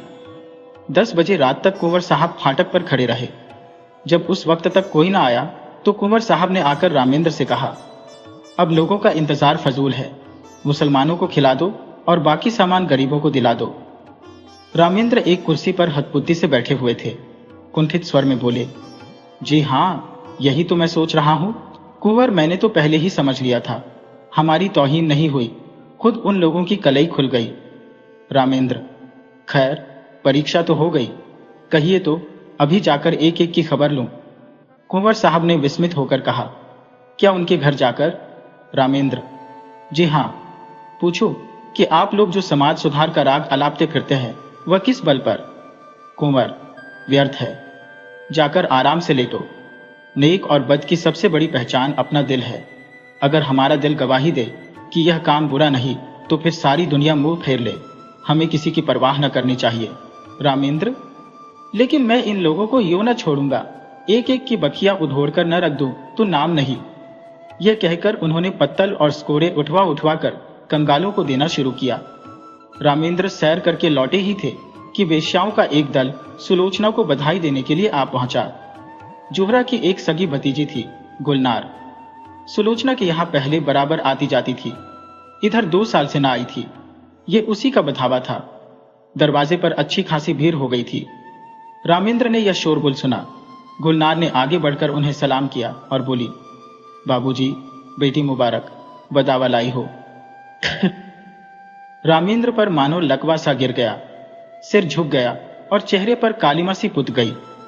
न मुंह से बोले, न किसी को बैठने का इशारा किया, न वहां से हिले। बस मूर्तिवत खड़े रह गए। एक बाजारी औरत से नाता पैदा करने का ख्याल इतना लज्जास्पद था, इतना जघन्य कि उसके सामने सज्जनता भी मौन रह गई। इतना शिष्टाचार भी न कर सके कि सबों को कमरे में ले जाकर बिठा तो देते। आज पहली ही बार उन्हें अपने अधपतन का अनुभव हुआ। मित्रों की कुटिलता और महिलाओं की उपेक्षा को वह उनका अन्याय समझते थे, अपना अपमान नहीं। लेकिन यह बधावा उनकी अबाध उदारता के लिए भी भारी था। सुलोचना का जिस वातावरण में पालन पोषण हुआ था वह एक प्रतिष्ठित हिंदू कुल का वातावरण था। यह सच है कि अब भी सुलोचना नित्य जोहरा के मजार की परिक्रमा करने जाती थी, मगर जोहरा अब एक पवित्र स्मृति थी, दुनिया की मलिनताओं और कलुषताओं से रहित। गुलनार से नातेदारी और परस्पर का निबाह दूसरी बात थी। जो लोग तस्वीरों के सामने सिर झुकाते हैं, उन पर फूल चढ़ाते हैं, वे भी तो मूर्ति पूजा की निंदा करते हैं। एक स्पष्ट है, दूसरा सांकेतिक। एक प्रत्यक्ष है, दूसरा आंखों से छिपा हुआ। सुलोचना अपने कमरे में चिक की आड़ में खड़ी रामेंद्र का असमंजस और क्षोभ देख रही थी। जिस समाज को उसने अपना उपास्य बनाना चाहा था, जिसके द्वार पर सिजदे करते उसे बरसों हो गए थे, उसकी तरफ से निराश होकर उसका हृदय इस समय उससे विद्रोह करने पर तुला हुआ था। उसके जी में आता था, गुलनार को बुलाकर गले लगा लो। जो लोग मेरी बात भी नहीं पूछते, उनकी खुशामद क्यों करो? ये बेचारियां इतनी दूर से आई है, मुझे अपना ही समझ कर दो। उनके दिल में प्रेम तो है, ये मेरे दुख सुख में शरीक होने को तैयार तो है। आखिर रामेंद्र ने सिर उठाया और शुष्क मुस्कान के साथ गुलनार से बोले, आइए, आप लोग अंदर चलिए आइए। यह कहकर वह आगे आगे रास्ता दिखाते हुए दीवान खाने की ओर चले कि सहसा मेहरी निकली और गुलनार के हाथ में एक पुर्जा देकर चली गई। गुलनार ने वह पुर्जा लेकर देखा और उसे रामेंद्र के हाथ में देकर वहीं खड़ी हो गई। रामेंद्र ने पुर्जा देखा, लिखा था, बहन गुलनार, तुम यहाँ नाहक आई, हम लोग यूं ही बदनाम हो रहे हैं, अब और बदनाम मत करो, बधावा वापस ले जाओ। कभी मिलने का जी चाहे रात को आना और अकेली। मेरा जी तुमसे गले लिपट कर रोने के लिए तड़प रहा है, मगर मजबूर हो। रामेंद्र ने पुर्जा फाड़कर फेंक दिया और उद्दंड होकर बोले, इन्हें लिखने दो, मैं किसी से नहीं डरता, अंदर आओ। गुलनार ने एक कदम पीछे फिरकर कहा, नहीं बाबूजी, अब हमें आज्ञा दीजिए। रामेंद्र, एक मिनट तो बैठो। गुलनार, जी नहीं, एक सेकंड भी नहीं। गुलनार के चले जाने के बाद रामेंद्र अपने कमरे में जा बैठे। जैसी पराजय उन्हें आज हुई, वैसी पहले कभी नहीं हुई। वह आत्माभिमान, वह सच्चा क्रोध जो अन्याय के ज्ञान से पैदा होता है, लुप्त हो गया था। उसकी जगह लज्जा थी और ग्लानि। इसे बधावे की क्यों सूझ गई? यो तो कभी आती जाती न थी, आज न जाने कहां से फट पड़ी। कुंवर साहब होंगे इतने उदार, उन्होंने जोहरा के नातेदारों से भाईचारे का निवाह किया होगा। मैं इतना उदार नहीं हो। कहीं सुलोचना छिपकर इसके पास आती जाती तो नहीं? लिखा भी तो है कि मिलने का जी चाहे तो रात को आना और अकेली क्यों ना हो। खून तो वही है, मनोवृत्ति वही, विचार वही, आदर्श वही। माना कुंवर साहब के घर में पालन पोषण हुआ, मगर रक्त का प्रभाव इतनी जल्दी नहीं मिट सकता। अच्छा, दोनों बहनें मिलती होंगी तो उनमें क्या बातें होती होंगी? इतिहास या नीति की चर्चा तो हो नहीं सकती, वही निर्लज्जता की बातें होती होंगी। गुलनार अपना वृत्तांत कहती होगी, उस बाजार के खरीदारों और दुकानदारों के गुरदोषों पर बहस होती होगी। यह तो हो ही नहीं सकता कि गुलनार इसके पास आते ही अपने को भूल जाए और कोई भद्दी, अनर्गल और कलुषित बातें न करे। एक क्षण में उनके विचारों ने पलटा खाया, मगर आदमी बिना किसी से मिले जुले रह भी तो नहीं सकता। यह भी तो एक तरह की भूख है। भूख में अगर शुद्ध भोजन न मिले तो आदमी झूठा खाने से भी परहेज नहीं करता। अगर इन लोगों ने सुलोचना को अपनाया होता, उसका यूं बहिष्कार न करते, तो उसे क्यों ऐसे प्राणियों से मिलने की इच्छा होती? उसका कोई दोष नहीं, ये सारा दोष परिस्थितियों का है जो हमारे अतीत की याद दिलाती रहती है। रामेंद्र इन्हीं विचारों में पड़े हुए थे कि कुंवर साहब आ पहुंचे और कटु स्वर में बोले, मैंने सुना गुलनार अभी बधावा लाई थी, तुमने उसे लौटा दिया। रामेंद्र का विरोध सजीव हो उठा। बोले, मैंने तो नहीं लौटाया, सुलोचना ने लौटाया, पर मेरे ख्याल में अच्छा किया। कुंवर, तो यह कहो तुम्हारा इशारा था। तुमने इन पतितों को अपनी ओर खींचने का कितना अच्छा अवसर हाथ से खो दिया है। सुलोचना को देखकर जो कुछ असर पड़ा वह तुमने मिटा दिया। बहुत संभव था कि एक प्रतिष्ठित आदमी से नाता रखने का अभिमान उसके जीवन में एक नए युग का आरंभ करता, मगर तुमने इन बातों पर जरा भी ध्यान न दिया। रामेंद्र ने कोई जवाब न दिया। कुंवर साहब जरा उत्तेजित होकर बोले, आप लोग यह क्यों भूल जाते हैं कि हर एक बुराई मजबूरी से होती है। चोर इसलिए चोरी नहीं करता कि चोरी में उसे विशेष आनंद आता है, बल्कि केवल इसलिए कि जरूरत उसे मजबूर कर देती है। हाँ, वह जरूरत वास्तविक है या काल्पनिक, इसमें मतभेद हो सकता है। स्त्री के मैके जाते समय कोई गहना बनवाना एक आदमी के लिए जरूरी हो सकता है, दूसरे के लिए बिल्कुल गैर जरूरी। क्षुधा से व्यथित होकर एक आदमी अपना ईमान खो सकता है, दूसरा मर जाएगा पर किसी के सामने हाथ न फैलाएगा। पर प्रकृति का यह नियम आप जैसे विद्वानों को न भूलना चाहिए कि जीवन लालसा प्राणी मात्र में व्यापक है। जिंदा रहने के लिए आदमी सब कुछ कर सकता है। जिंदा रहना जितना ही कठिन होगा, बुराइयां भी उसी मात्र में बढ़ेंगी। जितना ही आसान होगा, उतनी ही बुराइयां कम होंगी। हमारा यह पहला सिद्धांत होना चाहिए कि जिंदा रहना हरेक के लिए सुलभ हो। रामेंद्र बाबू, आपने इस वक्त इन लोगों के साथ वही व्यवहार किया जो दूसरे आपके साथ कर रहे हैं और जिससे आप बहुत दुखी हैं। रामेंद्र ने इस लंबे व्याख्यान को इस तरह सुना जैसे कोई पागल बक रहा हो। इस तरह की दलीलों का वह खुद कितनी ही बार समर्थन कर चुके थे, पर दलीलों से व्यथित अंग की पीड़ा नहीं शांत होती। पतित स्त्रियों का नातेदार की हैसियत से द्वार पर आना इतना अपमानजनक था कि रामेंद्र किसी दलील से पराभूत होकर उसे भूल न सकते थे। बोले, मैं ऐसे प्राणियों से कोई संबंध नहीं रखता, यह विष अपने घर में नहीं फैलाना चाहता। सहसा सुलोचना भी कमरे में आ गई। प्रसव काल का असर अभी बाकी था, पर उत्तेजना ने चेहरे को आरक्त कर रखा था। रामेंद्र सुलोचना को देखकर तेज हो गए। वह उसे जता देना चाहते थे कि इस विषय में मैं एक रेखा तक जा सकता हूं, उसके आगे किसी तरह नहीं जा सकता। बोले, मैं यह कभी पसंद न करूंगा कि कोई बाजारी औरत किसी भेष में मेरे घर आए। रात को अकेले या सूरत बदलकर आने से इस बुराई का असर नहीं मिट सकता। मैं समाज के दंड से नहीं डरता, इस नैतिक विष से डरता हूं। सुलोचना अपने विचार में मर्यादा रक्षा के लिए काफी आत्मसमर्पण कर चुकी थी। उसकी आत्मा ने अभी तक उसे क्षमा न किया था। तीव्र स्वर में बोली, क्या तुम चाहते हो कि मैं इस कैद में अकेले जान दे दूं? कोई तो हो जिससे आदमी हंसे। बोले, रामेंद्र ने गर्म होकर कहा, हंसने बोलने का इतना शौक था तो मेरे साथ विवाह न करना चाहिए था। विवाह का बंधन बड़ी हद तक त्याग का बंधन है। जब तक संसार में इस विधान का राज्य है और स्त्री कुल मर्यादा की रक्षक समझी जाती है, उस वक्त तक कोई मर्द यह स्वीकार न करेगा कि उसकी पत्नी बुरे आचरण के प्राणियों से किसी प्रकार का संसर्ग रखे। ठीक। कुंवर साहब समझ गए कि इस वाद विवाद से रामेंद्र और भी जिद पकड़ लेंगे और मुख्य विषय लुप्त हो जाएगा, इसलिए नम्र स्वर में बोले, लेकिन बेटा, यह क्यों ख्याल करते हो कि ऊंचे दर्जे की पढ़ी लिखी स्त्री दूसरों के प्रभाव में आ जाएगी, अपना प्रभाव न डालेगी? रामेंद्र, इस विषय में शिक्षा पर मेरा विश्वास नहीं। शिक्षा ऐसी कितनी बातों को मानती है जो रीति नीति और परंपरा की दृष्टि से त्याज्य है। अगर पांव फिसल जाए तो हम उसे काट कर फेंक नहीं देते, पर मैं इसके सामने सिर झुकाने को तैयार नहीं हूं। मैं स्पष्ट कह देना चाहता हूं कि मेरे साथ रहकर पुराने संबंधों का त्याग करना पड़ेगा। इतना ही नहीं, मन को ऐसा बना लेना पड़ेगा कि ऐसे लोगों से उसे खुद घृणा हो।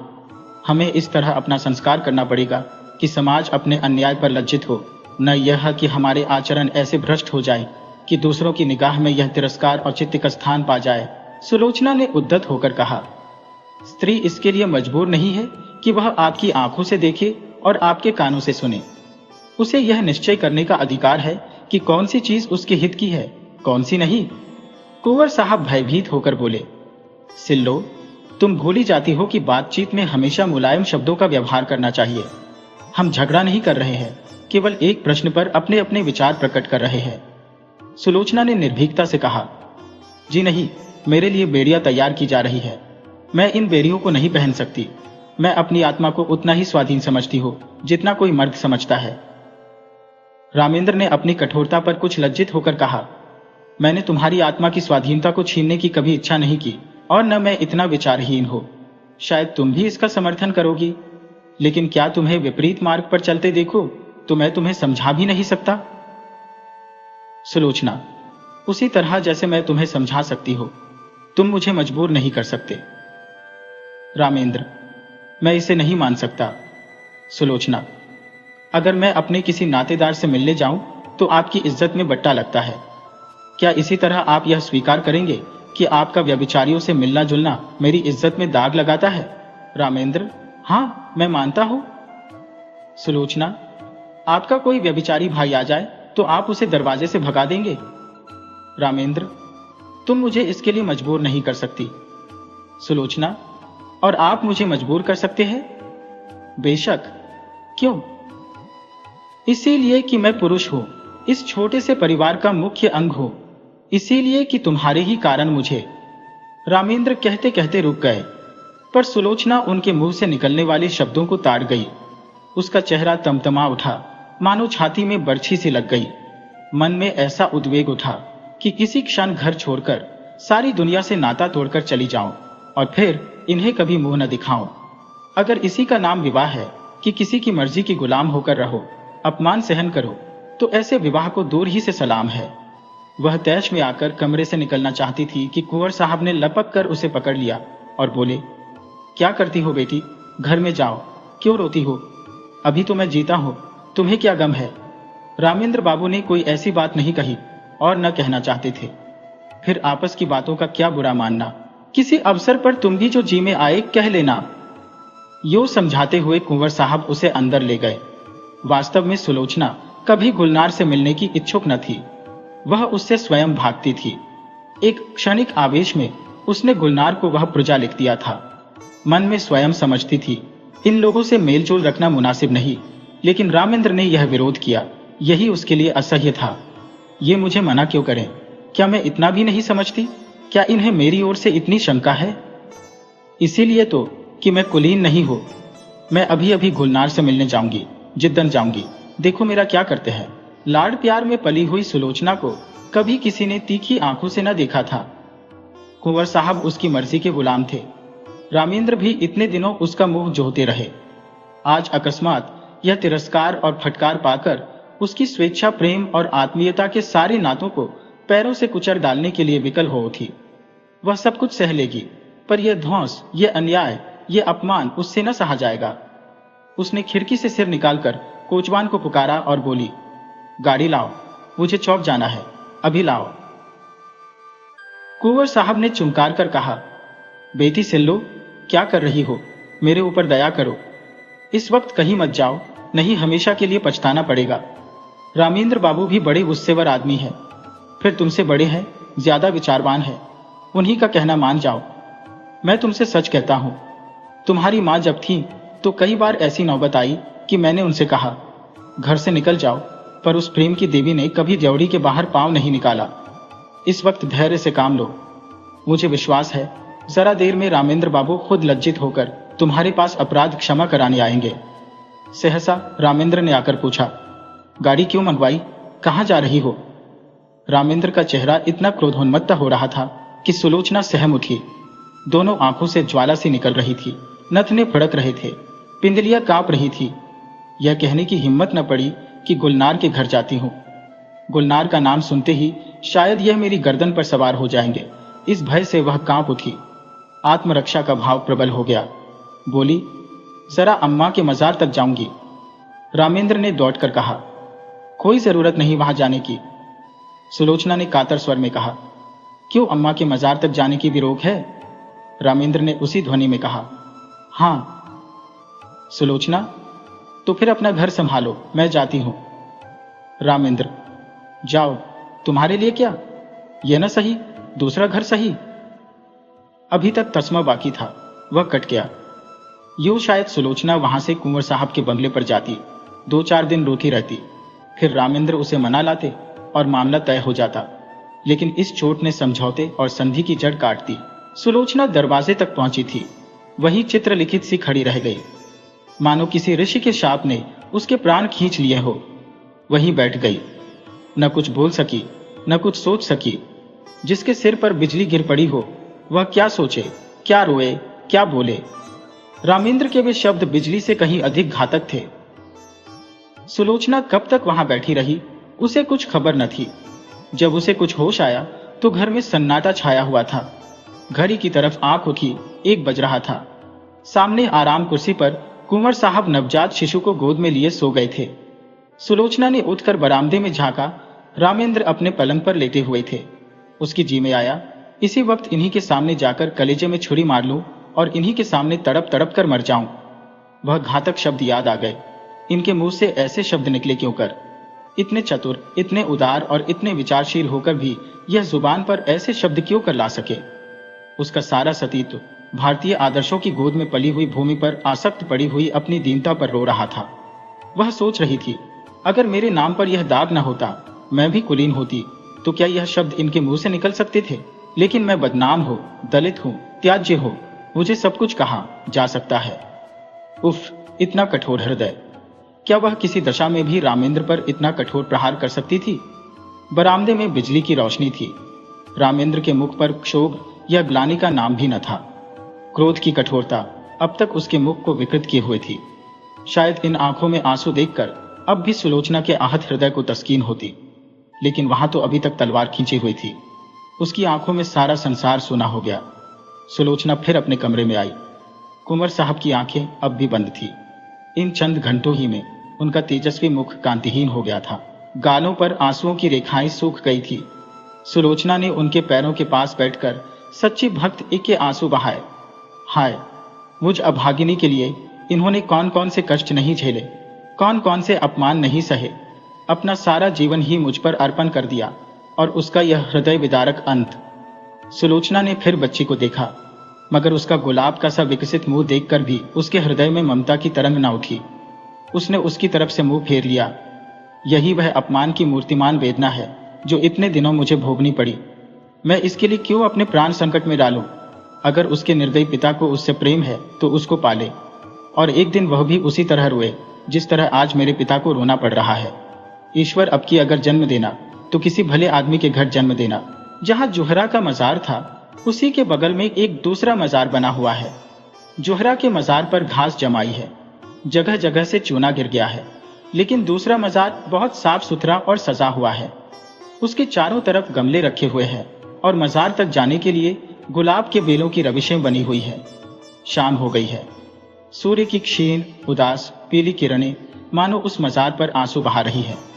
एक आदमी एक 3-4 साल की बालिका को गोद में लिए हुए आया और उस मजार को अपने रूमाल से साफ करने लगा। रविशों में जो पत्तियां पड़ी थी उन्हें चुनकर साफ किया और मजार पर सुगंध छिड़कने लगा। बालिका दौड़ दौड़कर तितलियों को पकड़ने लगी। यह सुलोचना का मजार है। उसकी आखिरी नसीहत थी कि मेरी लाश जलाई न जाए, मेरी माँ के बगल में मुझे सुला दिया जाए। कुंवर साहब तो सुलोचना के बाद 6 महीने से ज्यादा न चल सके। हाँ, रामेंद्र अपने अन्याय का पश्चाताप कर रहे हैं। शोभा अब 3 साल की हो गई है और उसे विश्वास है कि एक दिन उसकी माँ इसी मजार से निकलेगी।